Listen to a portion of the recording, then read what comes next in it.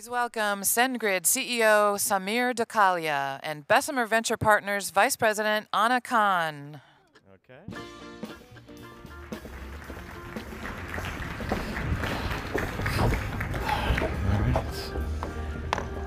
Hello, can you, oh, that was loud. Okay, you can hear us. I've never been behind a table before, so I feel very talk show hosty. But I'm Anna Khan, as you guys heard. I'm a vice president at Bessemer Venture Partners, which is a venture capital firm which was very lucky to be a part of SendGrid's journey. And I let Samir introduce himself, but then I have a quick introduction for Samir too. Hey, good afternoon, everyone. I'm Samir Dakalia, CEO of now Twilio SendGrid as of Friday after our completed acquisition. Awesome. Well, you guys have probably all read Samir's bio and his resume and heard about the SendGrid Twilio journey. But I think the reason why I wanted to do this interview with him is because there's some things that people don't know about Samir, which I think are interesting to note. And so a fun story is that I met Samir about 5 years ago at a cloud conference, and we were split up into groups, and he was put on a table with me, but with a group that he was unfamiliar with. And what stuck with me was that he treated every single person on that table as if they were the most important person in the room. So this was anyone from, a marketing analyst at a small startup to a junior analyst at my firm to a cloud CEO like him. And that really stuck with me. And I was like, this person is special beyond his professional accolades. And unfortunately, it's something that I think you don't really see in the Valley a lot, and something that the people close to Samir and the employees of SendGrid know really intimately. And since then, we've become good friends, and he's been a CEO reference for me in building my portfolio. We've run into each other at Taylor Swift concerts, where I had no excuse, but he was with his daughter at a father-daughter date, which was great. But yeah, that's Samir for you. And but most people are kind of here in the room to hear about your journey. Yeah.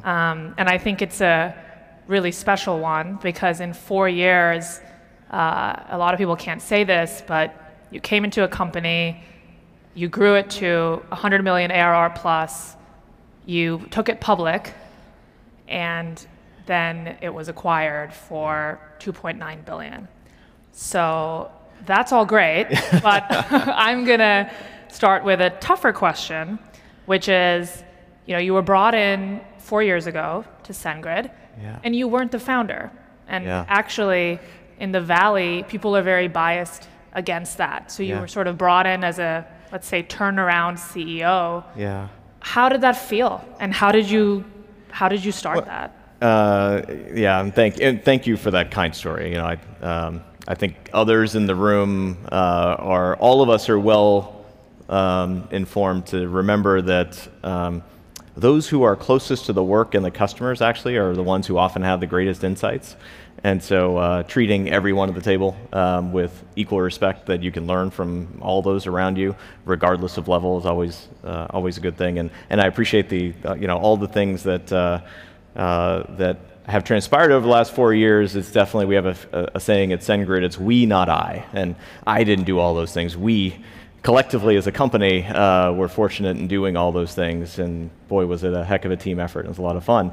To your question, coming in, it was October of 2014, and it was a challenge. I won't lie. We had, you don't make a CEO change if everything is going perfectly.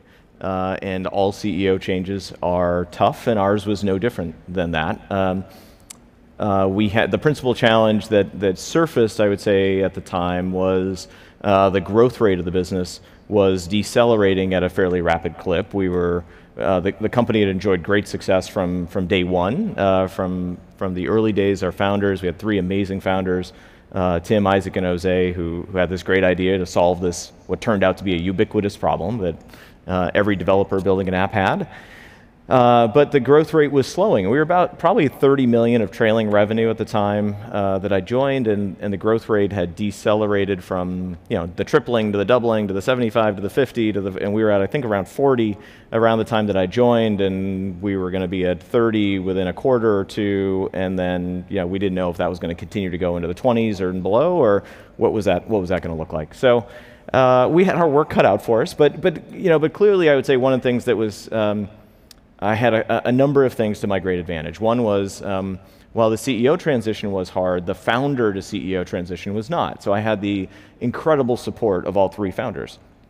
And Isaac Saldana in particular, took me up to the front of the room on my day one and introduced me to the company and said, we're one team, and this is, we, the board, and Isaac was on the board, we believe that Samir can really contribute here, and so please give me your support. So it's really helpful to not have any of the usual dynamics, and it is fairly common to have dynamics between founders and a hired CEO. I had none of those, so that was to my great benefit.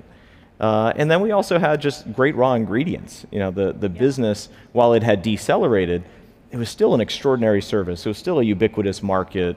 We had created an incredible brand with developers in particular, and created developer love for what we did and the product.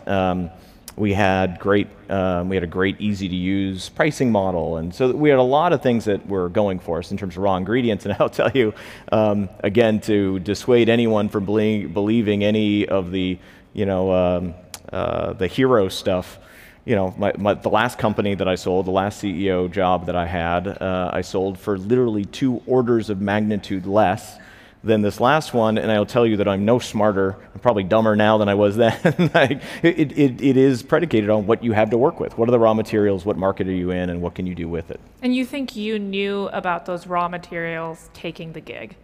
I did. I had fallen in love with the business despite the challenges, and there were many in those early days. I knew that this was special, that this company, sort of that, the old cliche of the diamond in the rough. Like you could see the brilliance under a little bit of, there was some dirt on it that had to be brushed off. Yeah. But it was clear to me that it did have this, it was solving a ubiquitous problem, that it had and one of the things I talk a lot about, it had an extraordinary culture that had been built into the business, and that is so hard to create and replicate. And I know that is part of every formula of success that I've ever seen in a business. The go-to-market model was magical. It was developers finding our service and trying it out, dropping our APIs into their code, and then putting a credit card down. And we were signing up hundreds of new paying customers every month with 5 sales reps. I mean, it was an extraordinary. So there were things that were very obvious even at the time. This business is special. So I think we talked about you going in as a CEO. You were a non-founder, but there was some very raw, great ingredients there. You had buy-in from the founders. Yeah. And so that introduction to the company really sort of set you up well. Yeah. And then you went in, and the company was doing, let's say, about 30 million in ARR.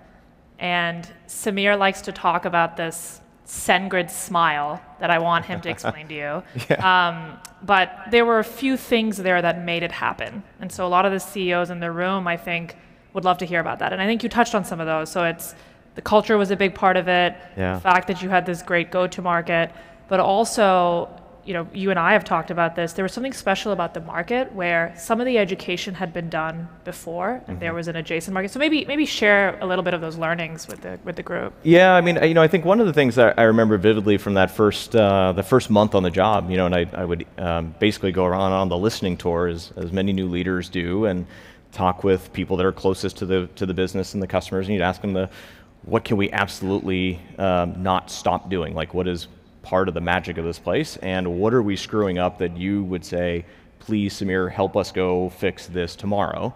And it turns out if you do have ask those 2 basic questions of 100 people in your business, you will learn an awful lot about what needs to be focused on. And so we did that, and one of the things that came out loud and clear was we want clarity on our mission and vision. because we were at this existential crisis of, are we let me see if I remember it, are we an email company that happened to start selling to developers, or are we a developer services company who happened to start with email? And this is just a fundamental strategy question. We could have gone down the developer services path and said we're going to open up other APIs and compete with a whole other set of players. We could have built a Stripe alternative and a Twilio alternative and so on and so forth. Or we could have gone down a different path. We ended up choosing to go down actually we have this brand and expertise and credibility around email that we can go build on. And so we said, well, we're going to start from being an email company and broaden to being a communications company. Yep.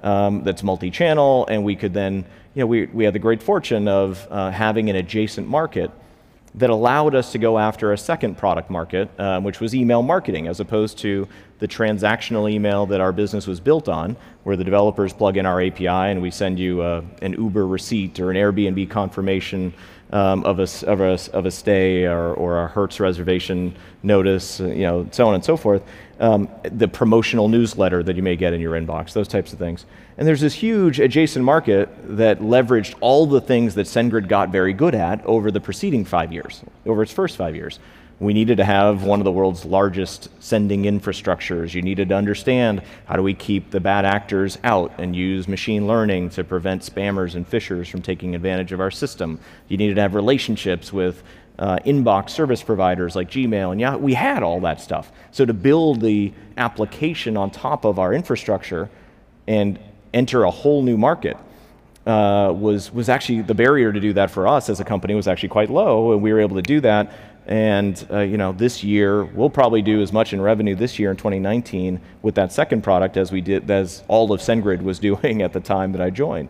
And so we were able to launch that new business, and that provided a tailwind of growth as well. So those are the kinds of things that then ultimately, operationally we had to get a lot more discipline. So we would push our go-to-market teams and say, okay, if our self-service model is the way that we typically acquire customers on the web, to put credit cards down, what else could we be doing from a demand gen perspective? Instead of spending X millions per year, could we spend 2X? And the answer was actually, yeah, we could. In fact, this year we're spending 10X what we did in 2014. We just had to get a lot more creative and go find other ways. And that created a whole new growth tailwind. But if you guys had done all the hard stuff, and what I mean by hard stuff is really building strong infrastructure to send emails. I mean, most people don't realize that, when you take an Uber and you get that receipt like this, there's actually a lot of hard infrastructure in play that's making that happen. Yeah.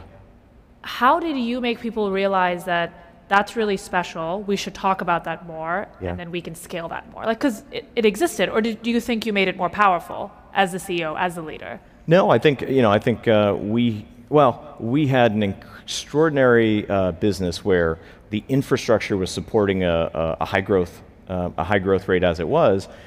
But I think it was within 12 months of my joining, we realized that infrastructure, as much as it had scaled to that point, was not going to continue to scale. So we actually in 2015 created a project that was called Pipeline 2020. And we said, okay, let's go build the next generation infrastructure that is going to scale to sending 1 trillion emails in a single year, which was more than we had sent lifetime to date. Because we knew you just had to have foresight. You just had to do the math, actually, and say, okay, given our rate of growth, if we don't get ahead of this, and we know it's going to take us literally years to go build a new platform that would scale at that level, if you don't get ahead of it, you're going to be in trouble. And so these are the kinds of things I think as a growth stage company, when you're going from X tens of millions of dollars with an eye towards 100 plus, you have to start thinking in multi-year planning horizons, which I don't think is obvious, because when you're in truly startup mode, which was the first company I did, and we were pre-revenue, pre-customers, you're looking quarter to quarter. But once you get to growth stage, you got to start looking year to year, out 3 to 5 years. And that was an important shift, I think, for our leadership team. Yeah. We also, frankly, ended up needing to have a whole new leadership team that knew how to do that, because the prior leadership team was really great at getting it from 0 to 30. That was perfect. But for 30 to 100, you actually had to think in a very different time horizon in a very different way. You had to have seen what great looked like at scale. How can process be used to your advantage as opposed to a hindrance? Yeah. And so we ended up hiring, I think 7 of our 8 executive leaders were different within 2 years of my arrival. And that wasn't because we didn't have wonderful people in those seats before. We just had a different chapter to go pursue. Well, and I guess the obvious question there is, that doesn't sound like an easy task. So No.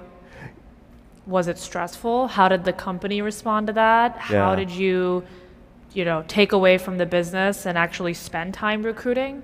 What can people learn from that experience? Yeah, and I would strongly encourage folks. I think there's often a pressure, and I certainly felt it from your board and investors. Go fast, like hurry up. There's lots to get done, and market window, and so on. My response to our board was, this is not one I'm going to go fast on. I believe getting these hires right will be the determiner of success or failure for our long term. And I said, I'm going to do 1 per quarter for the next 2 years. And that's exactly what we ended up doing.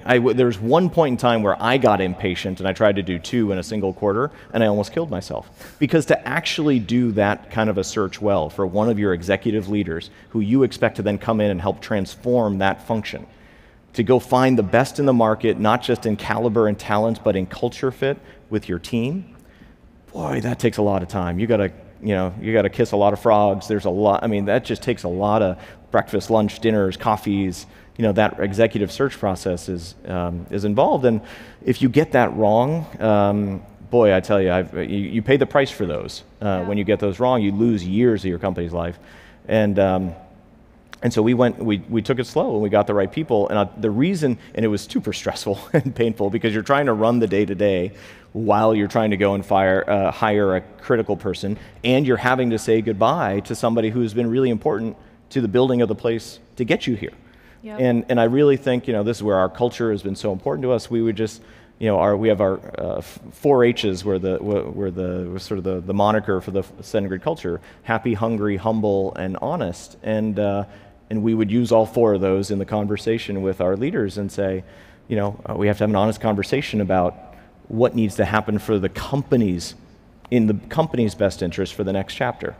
And then, align on that and then figure out transition plans and all that. And I'm proud that I still have great relationships with all those folks that ended up moving on. And they've moved on to wonderful things and things that align to what they're great at and what they want to do. And the company was able to absorb that kind of change, but it was only because we did it 1 a quarter. I'm convinced, had I hired, I think, in hindsight, had I tried to hire in all 8, in one go in the first 6 to 12 months, I just don't believe, I think companies are like people. Like, you can only absorb so much change. If I said, tomorrow I need you to change your job and move to Indiana and go pick up this new skill set, and you're now going to start dating this other person, and like, you can't do all that in a short period of time. We're not wired for that level of change that quickly. Yep. So anyways, that was a big part of, I think, how we were able to get through that chapter. Yeah, and then, you were very successful in that smile curve, kind of. It was decelerating, and then you put all these things in motion, and you were well on your way to 100 million ARR. Yeah. And you had passed that mark, and I remember there was so much excitement at SendGrid when that happened. And then there's this kind of looming cloud, and there are actually clouds here, over your head, where then you start getting pressure from a lot of forces about, oh, you're at that magic number, and what do you think about going public now? And a lot of CEOs really dream of that, and a lot of employees and companies dream of that. And so how did you, your executive team, larger SendGrid, think about the going IPO process? Because there are pros and cons of being public. Private. Yeah, for sure. How did you think about that, and how did you discuss that with your company? Yeah, for sure. I think in the early days, we were so focused on that SendGrid smile, that deceleration of the growth rate, and we said, gosh, we just got to flatten it. Let's just flatten to the bottom of the smile. And then we'll work on reacceleration. By the time we got to early 2017, we had really turned that curve, and it was accelerating again at a far greater scale than when we were decelerating, which was really exciting. And like I said, it was all those things we talked about previously. One of the fun stories that I always loved was with that operational discipline, like where you got to get into the weeds and figure it out. Like one of the things after the triple click analysis, as we like to call it, was we were having our lunch eaten by a particular competitor, and they had on their website this checklist of features that they had, check for them, X for us, check for them, X for us. And so we created this tiger team and said, we want one of those gone every single month. Like just take them off go close those gaps. Because we're the market leader. We invented this category. Isaac, Tim, and Jose built this place. We got to, let's have some pride of ownership of what we've built, and we got to go be the best in the industry at what we do for our customers. And literally that team took about one of them every single month, and our general counsel would call their general counsel and say, that's no longer true, you must take that down. And they would call back next month, that's no longer true, you must take that down. And they did that the third month, that's no longer true, you must take that down. The website, that web page with that check X thing went down 6 months later, and that competitor exited the market 9 months later. And that created another tailwind behind the business. So all those things led to that acceleration of the SendGrid Smile. And by early 17, we really were then ready to say, you know what, we could take the company public. And we knew that because we could predict within a percentage point what our revenue was going to be. Margin was a little bit harder, but on the revenue line, which is as a public company what you really had to focus on, we could call it. We could call it, and you'd literally write the number on an envelope at the beginning of the month or the beginning of the quarter, and you'd put it in the drawer, and you'd pull it back out at the end and say, did I get a check or not? Because if you got that answer wrong, you knew getting that answer wrong as a public company was going to be really painful, and that would tell you you're not ready. And so we went through that exercise, and 3 quarters in a row, many months in a row, I'm like, yep, we're ready. So now the question is, should we go up? And there was a lot of debate about that at the board with the management team. I think we ended up, and I think there are a lot of people on both sides of the argument. You could easily make the argument it's a pain in the arse to be public. You've got a lot of overhead, and there's all these regulations, and you got to do these earnings calls and invest in investor marketing, and there's a ton of overhead with being public.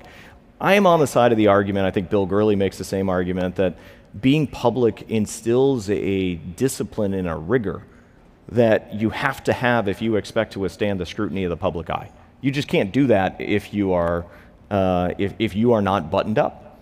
And so I actually think it makes a company better to be public. There are certain things that you just can't have happen if you are a public company.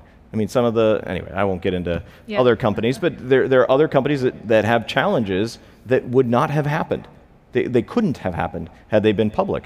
And so, because they would have been more buttoned up, they would have had more process, they would have had more controls, they would have had stronger leaders, they would have, had a number of things addressed. So for us, we looked at it and we said, we certainly can. And I believed at that point, our company had been, at that point, 2017, we were 8 years old. The investors had been in the business for a long time. We had a lot of early employees who had been building this place brick by brick, who I believed, should have that moment. And it was a super fun moment. We took every SendGrid employee who had been with the company for more than 4 or 5 years. We flew to New York City to have sort of the all expense paid, trip to New York for the IPO. And it was awesome, and it was so much fun. And I'll never forget those moments and the looks on people's faces. I remember our teammates that literally had tears streaming down their face as the SendGrid banner unfurled in front of the New York Stock Exchange the night before the IPO. And I'll never forget that moment. I'll never forget, standing on the podium, and we did the callback. We have this tradition at SendGrid. I say send, you say grid, send, grid, send, grid. There you go. and it was so loud that literally the CNBC folks that film right in front of the New York Stock Exchange were like, Jim Cramer's like, what is going on back there? Who are these people? So it was a super fun moment. Yeah. You were able to share it with your family too, which was great. Absolutely. And my wife was there because God knows I would never have been able to take this opportunity, take the job, if not for her love and support and sacrifices, while she had a bigger job and a bigger career, was the breadwinner in our family when I joined SendGrid, and 2 young kids. And she still said, I've never seen you fall in love with an opportunity like this in 20 years. You're going to do this, and we're going to figure out how. Yeah. And it was only her sacrifice that allowed me to do this, and for her to be able to be there at the stock exchange with me was priceless. So it was super fun. And I would say, we had a lot of conversation at the company around, and it's just a milestone. It's a fundraising event, a marketing event, a really fun milestone to look back and say, wow, look at what we got, look at how far we've come. And okay, now we're done with that, and let's start looking forward again, because we got the next 10 years to go. We've got the next leg on the journey to go. Yeah. And that's really where we were. Yeah. No, I think that story is really special. And then, of course, the good news didn't end after that. You guys had a very successful IPO. You were enjoying being a public company. But then you got some acquisition and M&A interest. Yeah. And most people in the room know about, obviously, the acquisition. And we have a fun story around this picture in a second. But you had actually had companies come to you before. Like, they wanted SendGrid to be a part of their story. Yeah. And whether it was close to the IPO or after the IPO, you had a lot of those conversations. And as the CEO and sort of the captain of that ship, how did you think through those? Yeah, they were. Those are stressful conversations. We had one right before the IPO. This is all public in the S4 filings with the SEC, with Twilio, before we went public. And all the reasons why we said yes this time around were still true then, before the IPO. There's extraordinary fit in our vision of where the market would go, our business model the same, developer-led model, culture and values alignment was phenomenal. I love Jeff. I think he's an amazing human being and an incredible leader. And I'm like, I could work with this guy, I could work for this guy. It's highly unusual. And but at the time, we couldn't make the math work. Like, our view of what the company was worth on a standalone basis, as we kept going standalone, was just different than what they were able to either calculate or afford. And so we said no. And that was hard. And I'll tell you, I lost a lot of sleep on that decision. But once we made it, we were like, great, standalone, we're moving on, let's go. And plan A has always got to be plan A. And so we were building. When Jeff and I then resumed that conversation, he came back around 6 months, 9 months later and said, hey, what do you think about that conversation from before? Now there's less confusion over the math because you're a public company. It's pretty well defined what your valuation is. And it was hard again because I love the standalone opportunity of what we could go do alone. What I came to was, but what we can do together is so much more extraordinary, and we can go do it so much faster than either company could do alone. And at the end of the day, once the math problem was gone, all the same reasons that existed about our interest in the first go-around were still there, and we decided, you know what, we got to go do this, and we're going to go build an iconic company together, and was that a little difficult to let go of? And in part, it's like kind of a little bit of the hubris and the and saying like we're the gritters, and usually in the Valley you see kind of an older, stodgy company that's trying to buy into Valley innovation and Valley culture. And the thing that I find so fascinating about Twilio and SendGrid, and now Twilio together, is that you guys had two distinct and beloved cultures. And so was that ever a fear for you that you guys were going to lose some of that gritter quality? Yeah, it was a huge point of conversation, I think, for both Jeff and I through the process. I give Jeff immense credit because there is that, I think one of the bankers on our side said it well once. He said, Samir, you have no idea how many deals that should get done don't get done because of hubris, because of that dynamic, because of interpersonal things with CEOs and boards and so on. And you never hear about them. Yeah. The bankers know about them because they're involved in the conversations, but the public doesn't know about them. And he's like, there's probably a 10-to-1 ratio of ones that don't get done that should get done. And this one, I believe deeply to my bones why we did it is these were two kindred spirits, two companies that should be brought together to go accelerate the mission and vision of what the companies could accomplish. And it was because of the way that Jeff approached the conversation, the way he approached me, the way every conversation we had felt like a partnership and a conversation, and it didn't feel to us like we were going to get swallowed up into some Borg and be an irrelevant piece of an empire over here. Like we were going to be instrumental in creating that iconic company because we can do things together that couldn't be done individually. Yeah. And then we previewed this, but we didn't actually talk about this picture. But I actually surprised Samir. He didn't know I was going to include this picture. But this is day one. This is when the companies were kind of fully merged together. Yeah. And Samir, do you want to tell them what you're doing and why you and Jeff are wearing the chef hats?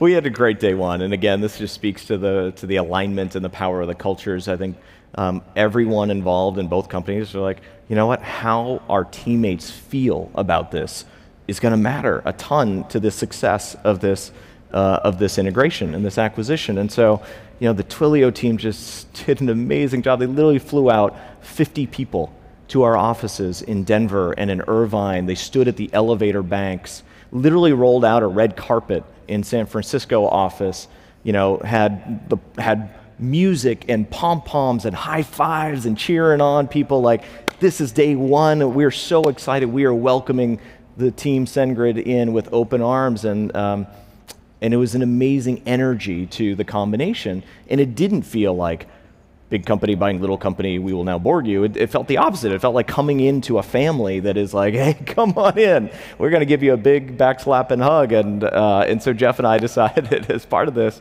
let's make waffles and pancakes for everybody. And so in every office, so like we did it in Denver. We had some other teammates and executives in Irvine and in San Francisco where we made breakfast for everybody. If any of you have ever heard me talk on this topic, I care a great deal about this notion of servant leadership, that, you know, we're at the bottom of this inverted pyramid, not at the top, you know, cascading down, that we support the hard work of all the people that do the day-to-day rowing of our business. We have a responsibility to steer, but we're at the bottom. We're serving those people, removing obstacles and letting them do their best work every day. And if you got an entire company of people who you are helping do their best work, I guarantee you'll kick the crap out of everybody in the market you're trying to serve, and you'll be the industry leader. And that's I just believe that deeply. And as Jeff joked, he's like, well, we definitely have the servant part of servant leadership down here. But anyways, it was super fun, and we got to greet all of our teammates as they came in, and that's a great picture. chocolate chip waffles were especially good. And then I have one. I want you to be able to talk about your red jacket. I know you're really proud of that. And then I am. I wore this, and it's both comfy and warm. And Twilio has this wonderful tradition that they hand out these Twilio red track jackets once you have built an application on top of the platform and demoed it in front of the entire company.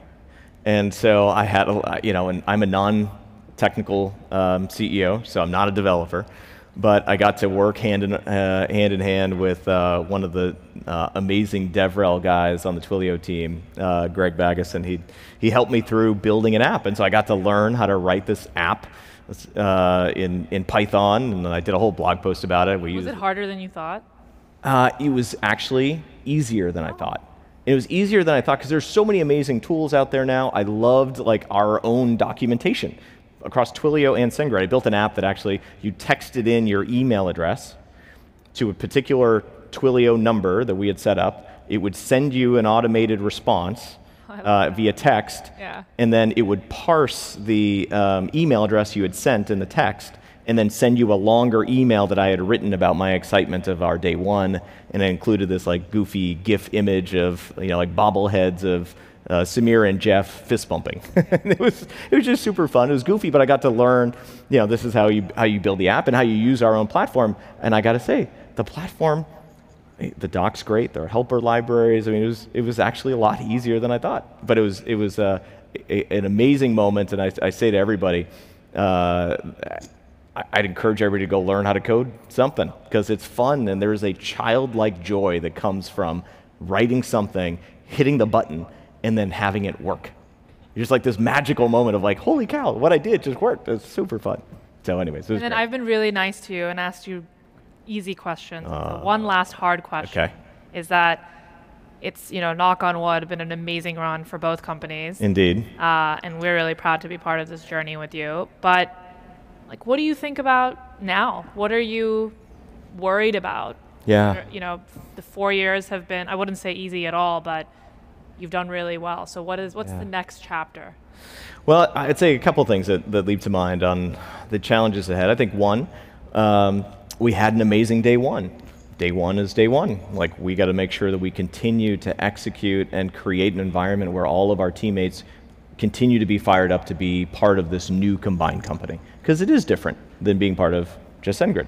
And so we got to keep working on that. And I know in my heart that as long as I can convince all of my SendGrid teammates to give it a year, that they're going to fall in love with this place, this new combined company, because we are going to go build an iconic company. And it is so clear to me that that is what the opportunity is in front of us, that a year in that will become obvious, and they will want to be part of laying those bricks every bit as much as what we've done already. So that's one, just continue to stay focused on the people and adopting the new culture, because we've literally created a new culture that we're all adopting together. So it's not actually one or the other. Again, an example of Jeff's leadership. It's actually a new set that both companies are now adopting together, and that's how you create one team and one culture. And then then there's just the execution of, gosh, we did this big acquisition, big transaction. Shareholders are going to expect us to go create a lot of value. Like that whole point of we can do things together that we couldn't stand alone. We got to actually go do all that hard work. And I think we can go build a single unified communication platform that can transform the way every company on the planet engages with their end users. And that's huge, and that's exciting, and I think every company on the planet needs that. And we got to hustle. We got to get to work. There's a lot to do. Awesome. Well, thank you guys for staying over. I know we went a few minutes over, but we're excited to be part of SendGrid, Twilio now. Yes. And thank you for hearing our story. Thank you.